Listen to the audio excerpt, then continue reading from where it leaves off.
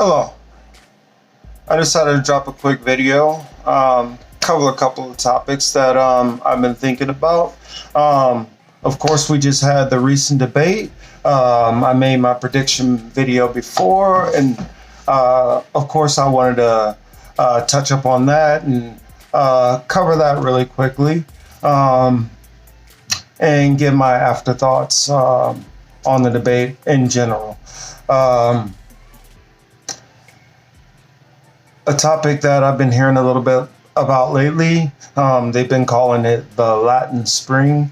Um, I guess it's supposed to be a similar reference to when the Arab Spring happened, um, uh, uh, right after, a lot of the whole war on terror and things like that, and the destabilization in that region.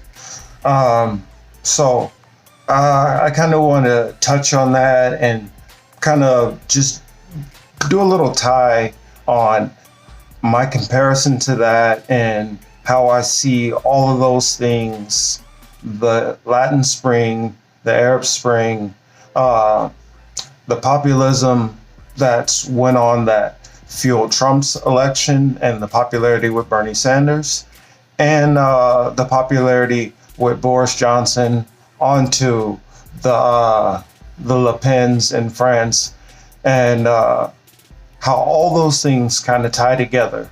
Um, and the last thing that I want to talk about, it's a conversation that I want to have with fellow Bernie supporters. Um, this one's going to be kind of a uncomfortable conversation, but it's one that I feel that needs to be had after an exchange that I had earlier today on Twitter. I normally haven't got to the point where I've had to block another Bernie supporter, but I feel when it's gotten to that point, I feel like I should talk about it. So those are the things I'll be talking about. Hope you enjoy.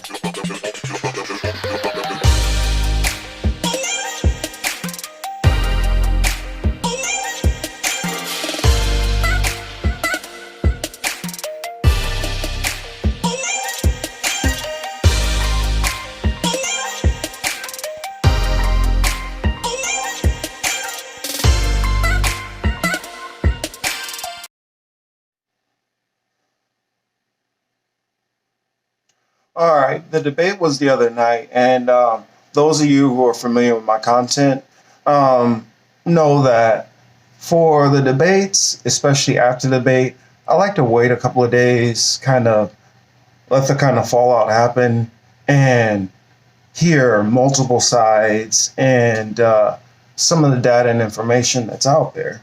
I'm not going to go into a whole bunch of stats and things like that. I'm just going to talk and have a conversation with you tonight. So I hope that's okay. Um, some of the things.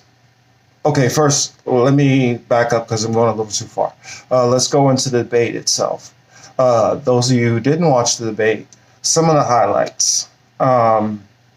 Mayor Pete, like I called out before multiple times, and like many others. So I'm not saying that I'm Nostradamus or anything like that by a stretch.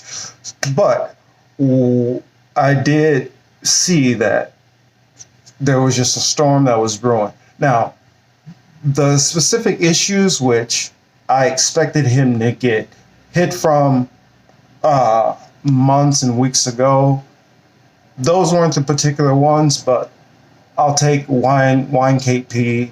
What was it? Wine Cave Pete. I'll take that one all day long. Um, One of my favorites also is Mackenzie Pete. I feel that one is far more problematic, and it explains a lot more into his background, which a lot of people in mainstream media are not talking about nearly enough, in my opinion. Um, uh, Multiple people attacked him. That was obvious. For those of you who haven't paid attention, um, there's numerous videos about it, so I won't go into detail. Um, I feel overall Pete had the worst night of all, And all the candidates as a whole did a fairly good job. The standouts, of course, would have been Bernie Sanders, which I felt had a good night. Um, Joe Biden, which I'm personally not a fan of, but he was able to at least push back and not look as frail as he's looked the last couple of debates. So, since the bar is so low for Joe Biden, I feel that he was able to at least hop over that bar. So, we'll give him a couple of thumbs up for that one. Um, Elizabeth Warren. Well, actually, we'll wait on Elizabeth Warren and we'll talk about Amy Klobuchar. Amy Klobuchar is not moving in the polls, no matter how much press and no matter how much big name media keep trying to put her name out there, or celebrities who just believe that she has all the right answers. Though she's had two good debates, and this last debate was pretty strong when she went after Pete's experience, or lack thereof, for running the country, in my opinion. Um, I felt she could have been more forceful, in my opinion, but I understand they're all trying to be careful just in case one of them rises, in case they want to get a job down the road working in that cabinet or administration. So I understand to a degree the carefulness with attacking each other because you don't know how everything's going to play out in the end. Um, or at least I feel that they completely have no process. I mean, no clue, because I have to imagine when you're in the middle of something like that, it can be so overwhelming to have a clue exactly how well you're doing versus other campaigns to a degree. I mean, of course, that they're doing Oppo research and they're finding out how much money each campaign's raising. So they have an idea what's going on out there, as far as enthusiasm, at least. Um, see, Andrew Yang. I felt Andrew Yang had a very, very strong debate. He brought up a lot of issues which are very relevant and real. Though I kind of cringe every time I hear the name of his higher move to higher ground act. I believe that's what it's called. I just don't like the way that rolls off the tongue. So uh, it sounds a little doomsday-ish. Maybe that's the right mindset we should have, but I just don't know. For me personally, it's just a little overkill. Um, but some of the things which he talked about, I'm not a big fan of nuclear, but if he's talking about different forms of nuclear which don't emit all the dangerous toxins that aren't hard to dispose of and lead us to possible bigger disasters. If they're able to figure out solutions and technology for that, I'm perfectly behind that and support that. And I thank Andrew Yang for at least bringing that into the conversation, because I know a lot of the senators and different people on the stage are not going to. They're so much into their DC bubble and the people that they're used to talking to and their consultants and all those different people that I just don't think that their way of thinking is looking at outside of the box technology solutions and other solutions outside of the kind of avenues which they traditionally work in. Not a slight against them per se, but I just feel he's in a different lane in his thinking and the way and where he's coming from in his world perspective. So I feel that he's influenced by different things. That said, Elizabeth Warren. Elizabeth Warren, I felt that her attack was very strong, but when you know that you transfer money from your Senate campaign from those same wine caves, it's just a matter of time before that comes back on you. And say, for instance, if she did become the nominee, Trump's going to be able to hit her over and over and over about being a hypocrite. Because she went after him for doing it. Also, he's going to go after for, well, the Native American thing. He's going to go after for, well, her healthcare thing she switched. He's going to go after for, well, she was a Republican, now she's a Democrat. Can you really trust her? Because she's always changing. She's always changed. And I just think that those things are just piling up more and more things against her. Right now, in my opinion, it's pretty much, if you had to go off national pollings at this current moment, the way they are, if you trust them, and which I don't entirely, I feel that they're completely underestimating young voters, independents. Well, they're not polling a lot of independents for one, and they're not polling some Republicans, which might switch over and vote for Bernie. So if you're not polling Republican, that's an avenue of support which I feel that you're not factoring in, which you should always factor in every possible variable in my assessment to get a better judgment of what's going on. Okay, so I guess a quick little bit which they've been talking about the Latin Spring, as they're calling it in the media. Lately, of course, most of you know, we've had the issues that have went on in Venezuela, that's went on in Bolivia, Chile, Mexico, of course, with all immigration and the different regime changes and all the various things that are going on. And you're seeing mass protests in the streets. You're seeing government officials, just like in Puerto Rico, which are found of corruption. I mean, you look at Israel with Bibi Netanyahu. You look at all those things which they're talking about right now, and they compare those to the Arab Spring, which was mostly surrounded around the fall of Iraq, and the uprisings that were going on in Egypt and Libya, Syria, and some of the other various countries, which led to some of the other conflicts which we are now engaged in. The comparison which a lot of the media make is that in this region of the world, there's a whole lot of problems going on and there's uprisings. In this region of the world, a whole lot of problems going on and there's uprising. But there's not a lot of nuance to what's going on.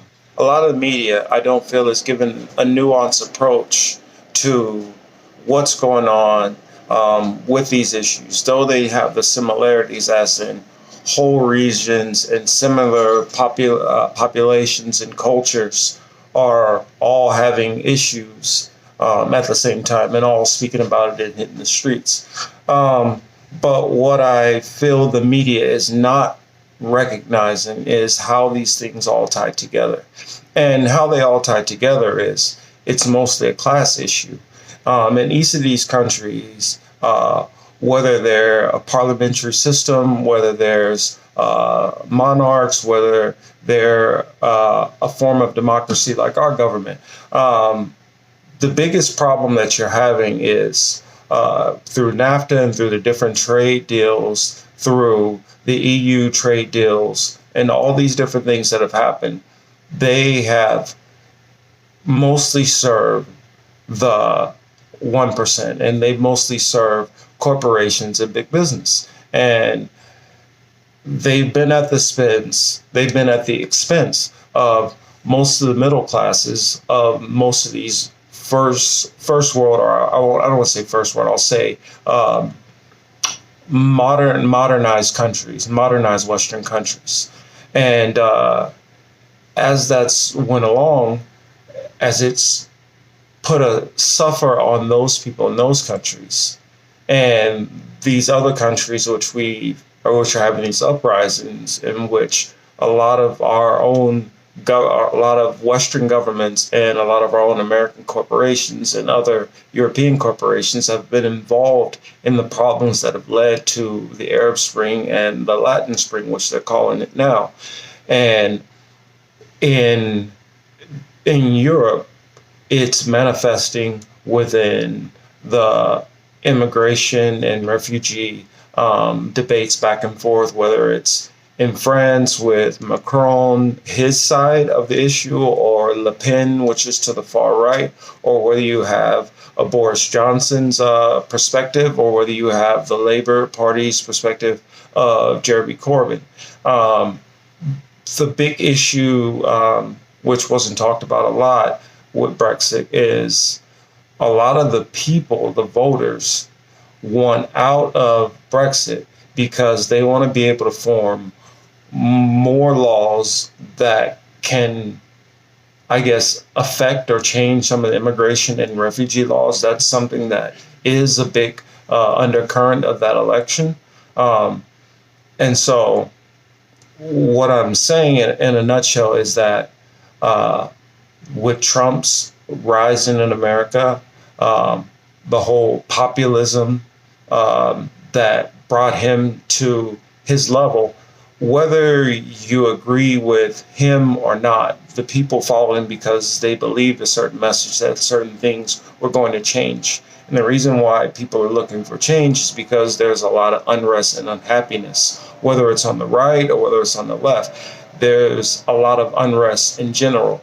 And it's not really a right-left thing. It's not a Labour Party versus Tory Party. It's not all these parties. What most of this boils down to is class. If you're on the lower class, if you're middle class, a lot of people are struggling, and those cuts that have come from the top on the lower income or the middle class to try to globalize and improve world poverty, in a sense, is what they say, but not addressing the problems that you're creating within your own borders is what led to a lot of these unrest in a lot of these Arab countries, also in a lot of these Latin countries, also into Europe, into America, and what we've been seeing also into China as of late. So that's what I wanted to say about that, how that all buttons together, and it's basically a class issue, that if we look at the money which is tied behind each of these situations, we'll see it's always some corporation who's trying to step on the smaller people or a smaller nation to try to take advantage. All right. Conversation that I want to have with Bernie supporters. Earlier today, I posted a news article. To me, it was something that I felt was something that we should be aware of, and that was my point in trying to communicate that. I know I'm one person, I have to sustain myself, so I'm not able to hop on a plane and go and picket and do whatever I could to make a major impact. So the little thing I can do is to at least get the information out there, so maybe those who can do something, or maybe inquire, or maybe sit in seats of power, that you can put pressure on them to make a change and to do some of the things that are necessary to do, or stop some of the things that need to stop happening. Bernie Sanders, though I support him 150%, is not a magician. Bernie Sanders does not have a cape coming out of his back. Bernie Sanders, if we're lucky enough to elect him, will have the most obstruction of any president by far to go into office.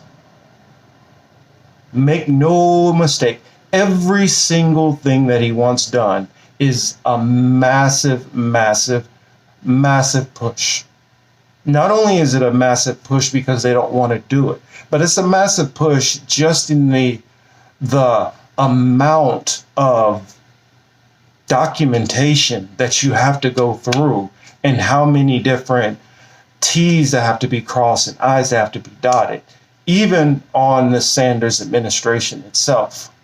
There are a lot of things that still have to be worked out and a lot of negotiations that have to be worked out. That's why Bernie Sanders has left wiggle room in explaining all of his plan, because he knows that there are a handful of avenues to negotiate from, and he doesn't want to pigeonhole himself into one or the other.